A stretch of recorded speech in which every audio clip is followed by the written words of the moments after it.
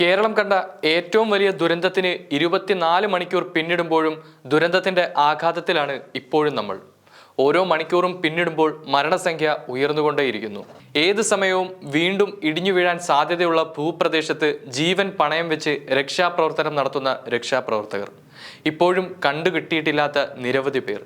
പോത്തുകല്ലിൽ നിന്ന് ഇതുവരെ 65ഓളം മൃതദേഹങ്ങളാണ് കണ്ടെത്തിയിരിക്കുന്നത്. ഇപ്പോഴും അവിടെ തിരച്ചിൽ തുടരുകയാണ്. ചാലിയാർ പുഴയിൽ നിന്നും ഇന്ന് 4ഓളം മൃതദേഹങ്ങൾ കിട്ടിയിരിക്കുന്നു. ഉരുൾപൊട്ടൽ ഉണ്ടായ സ്ഥലത്തു നിന്നും കിലോമീറ്ററുകൾ അകലെ നിന്നാണ് ശരീരഭാഗങ്ങൾ നഷ്ടപ്പെട്ട നിലയിൽ ഇന്നും ഇന്നലെയും മൃതദേഹങ്ങൾ ലഭിച്ചത്. കനത്ത മഴയെ തുടർന്ന് കഴിഞ്ഞ 2 ദിവസമായി ചാലിയാർ പുഴ നിറഞ്ഞൊഴുകുകയാണ്. ചേതനയറ്റ മനുഷ്യ ശരീരം മാത്രമല്ല, വീടിന്റെ അവശിഷ്ടങ്ങളും ഗ്യാസ് സിലിണ്ടറുകളും പാത്രങ്ങളുമെല്ലാം ഒഴുകിയെത്തുന്നുവെന്നാണ് നാട്ടുകാർ പറയുന്നത്. 400-ലധികം വീടുകൾ ഉണ്ടായിരുന്ന മുണ്ടക്കയിൽ ഇപ്പോൾ അവശേഷിക്കുന്നത് 30ഓളം വീടുകൾ മാത്രമാണ്. ഒപ്പം കുറച്ച് വളർത്തുമൃഗങ്ങളും. കണക്കുകൾ പ്രകാരം 200-ലധികം പേർ ഇപ്പോഴും കാണാമറയത്താണ്. പ്രദേശവാസികൾ പറയുന്നു അതിലും ഒരുപാട് മുകളിലാണ് സാധ്യതയെന്ന്. ശബ്ദത്തിൽ ഇടർച്ചയില്ലാതെ ഒരു മാധ്യമപ്രവർത്തകനും ദുരന്ത ഭൂമിയിൽ നിന്നും വാർത്ത റിപ്പോർട്ട് ചെയ്യാൻ സാധിക്കുന്നില്ല.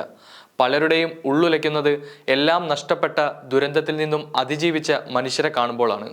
എന്തിന് ഞാൻ രക്ഷപ്പെട്ടു എന്ന് സ്വയം ചിന്തിക്കേണ്ടി വരുന്നവർ. ഞങ്ങൾ ആരോട് പറയാനെന്നാണ് ദുരന്ത ഭൂമിയിൽ അവശേഷിച്ച മനുഷ്യർ വിതുമ്പിക്കൊണ്ട് ചോദിക്കുന്നത്. സ്വന്തം കുടുംബത്തെക്കുറിച്ച് ഒന്നും അറിയാൻ സാധിക്കാതെ ഭീതി ജനിപ്പിക്കുന്ന ആശങ്കയോടുകൂടി സമയം നീക്കേണ്ടി വരുന്ന പ്രവാസികൾ.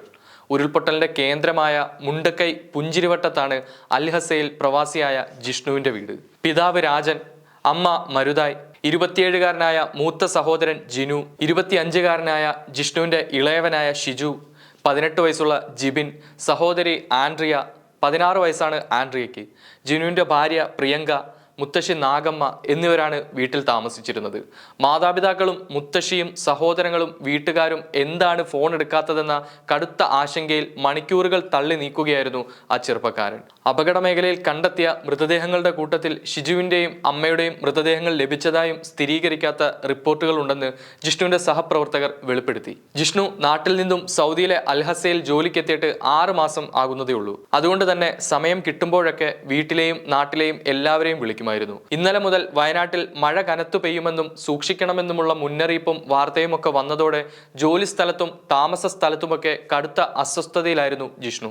2 വർഷം മുമ്പുണ്ടായ ഉരുൾപൊട്ടലിൽ ഭാഗ്യം കൊണ്ട് രക്ഷപ്പെട്ട അനുഭവമുള്ളതാണ് ജിഷ്ണുവിന് സ്വന്തം കുടുംബത്തെക്കുറിച്ച് ആശങ്ക വർദ്ധിപ്പിക്കുന്നത്. അന്നുണ്ടായ ഉരുൾപൊട്ടലിൽ വീടിന്റെ ഒരു ഭാഗം പൂർണ്ണമായും തകർന്നിരുന്നു. എങ്കിലും ജിഷ്ണുവും കുടുംബവും വലിയ പരിക്കേൽക്കാതെ രക്ഷപ്പെടുകയായിരുന്നു.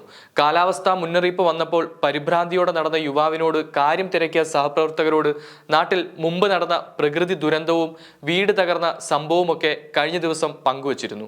കൂടപ്പിറപ്പുകളും മാതാപിതാക്കളുമൊക്കെ സുരക്ഷിതരാണോ, അവരെല്ലാം എവിടെയാണ് ഉള്ളതെന്നും മറ്റുമുള്ള എന്തെങ്കിലും വിവരമറിയാൻ വഴി തേടുകയാണ് ജിഷ്ണുവിനൊപ്പം സഹപ്രവർത്തകരും കൂട്ടുകാരും. മരണപ്പെട്ടവരുടെയും കാണാതായവരുടെയും ഒപ്പം അനാഥത്വത്തിലേക്ക് വീഴേണ്ടി വന്ന നിരവധി മനുഷ്യരുടെ കരച്ചിലിനും നെടുവീർപ്പിനും കൂടി സാക്ഷ്യം വഹിക്കുകയാണ് വയനാട്. ഒന്ന് ഇരുട്ടി വെളുത്തപ്പോൾ ഓടിക്കളിച്ച വീടും ഉറ്റവരും ഉടയവരും നഷ്ടപ്പെട്ടവർ.